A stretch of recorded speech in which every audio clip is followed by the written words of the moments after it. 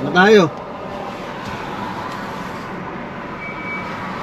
Guys, actually hindi ko alam kung pa sila o ano. Masisilip natin mamaya.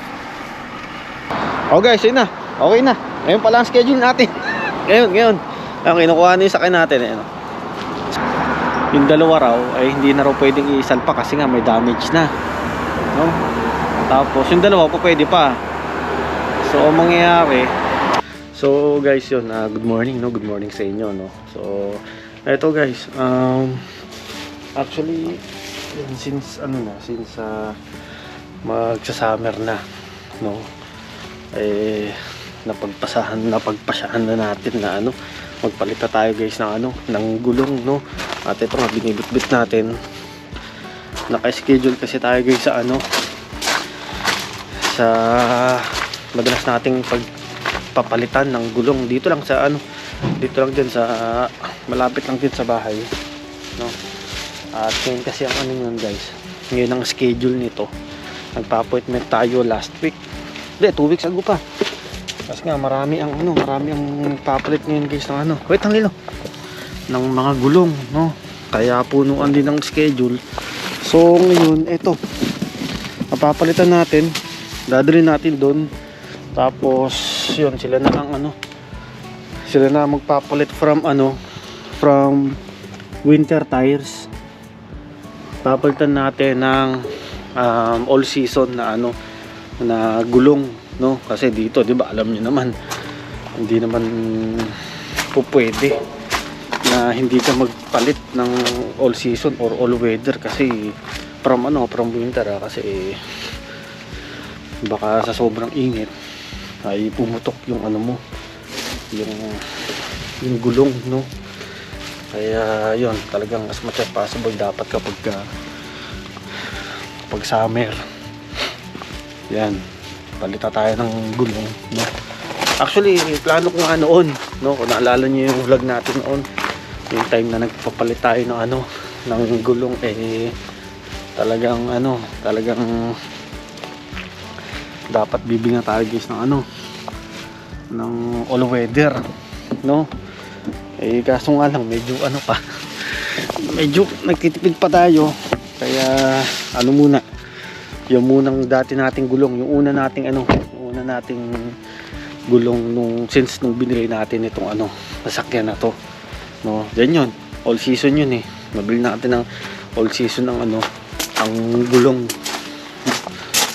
Kaya medyo maagaga pa naman, alas 8 pa naman yung una natin yung appointment na actually hindi ko maalala kung ngayon o bukas kasi hindi ko matandaan baka nga sarado ngayon kasi Easter Monday no. Pero kaya nga sige, tatry ko na lang ako. Nakalimutan ko kung ngayon o bukas, hindi ko matandaan. Kaya mas pinabuti kung na lang na tayo, alis tayo ngayon, try natin kung sarado, di balik na lang bukas kasi off naman din tayo bukas ulit no.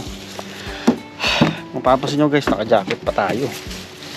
Abay, medyo pa kasi rito, hindi ko maintindihan ang panahon dito, minsan mainit, minsan malamig no. Kaya nga pero pag tanghali naman guys, tanghali yan, hapon yan, medyo mainit talaga no. Kaso nga lang ngayon umaga medyo malamig, jacket pa nga tayo. Paulas na to yan. Kaya medyo hassle kapag yung gulong mo hindi ka naka all weather no. Talagang every magpapalit ang klima, talagang magpapalit ka.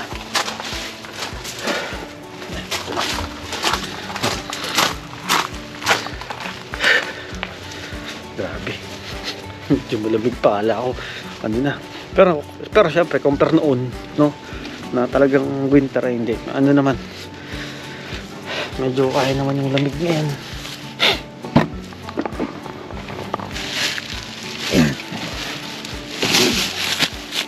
Ito 4 no, nadali na natin doon.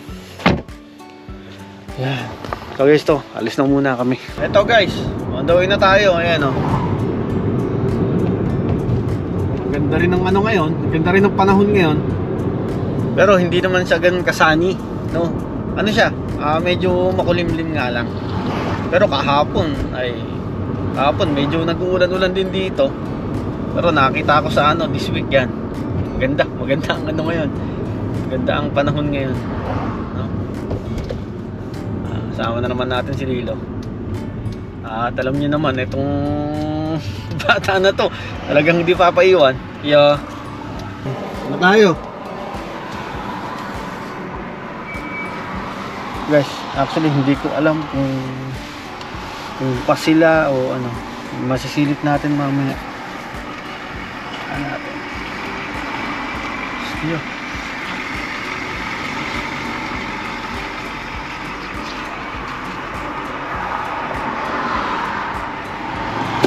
Wait lang iyo. Ayan guys, bukas daw sila, bukas. Ayan. Naglalabas na nga sila ng ano, ng gulong, no. Ayan, bukas daw. Kaso nga lang, kaya sabi ko sa inyo kanina, hindi ko alam kung ngayon ba o bukas yung appointment natin, kaya mamaya check natin. Oh guys, yun na. Okay na. Ngayon pala ang schedule natin. ngayon. Ang kinukuha na yung sakay natin, ayan. Tapos papalitan nila ng ano, ng gulong. Saglit lang naman to guys, saglit lang, no. At buti na lang talagang nataon na 8 o'clock yung ano natin, yung schedule natin, yung appointment natin. At maaga rin tayo matatapos. Ayun o. So papalitan lang guys yung ano, yung gulong, yung rubber lang. Wala na ibang gagawin, no? From winter papunta sa ano, sa all season yun. Hindi nga inalaw tong si Lilo na ano, na ipasok dun sa ano, dun sa waiting area kasi nga hindi po pwede. Kaya dito lang muna kami tatambay sa labas. Oh, guys, walang problema. Kahit nasa labas tayo at meron tayong kukuha, no? Kaya, no?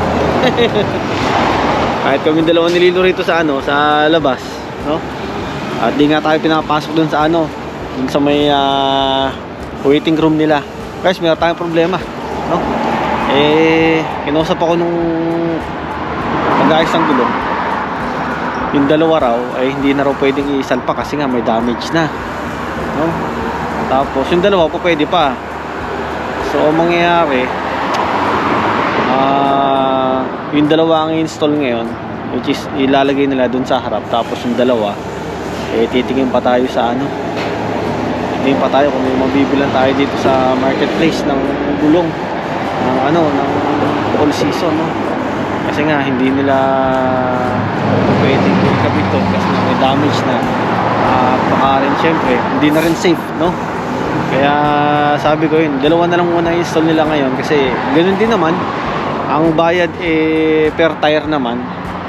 So sa susunod, hopefully by next week yun, makakita tayo sa marketplace ng ano, ng dalawang gulong na ilalagay dito sa ano natin, sa sasakyan.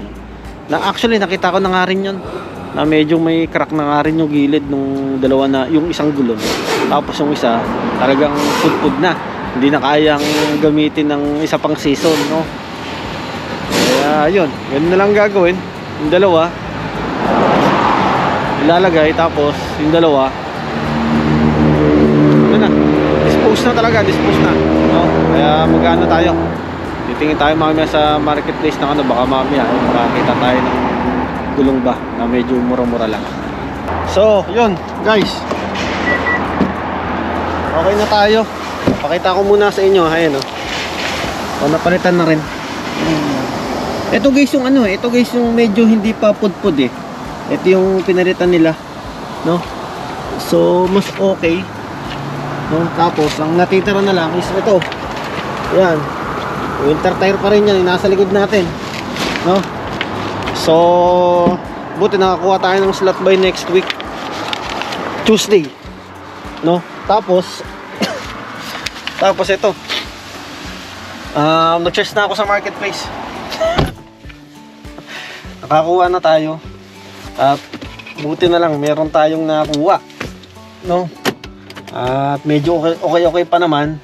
So mamaya kukuhain natin, no? At mura lang, $50 lang, dalawa na yon.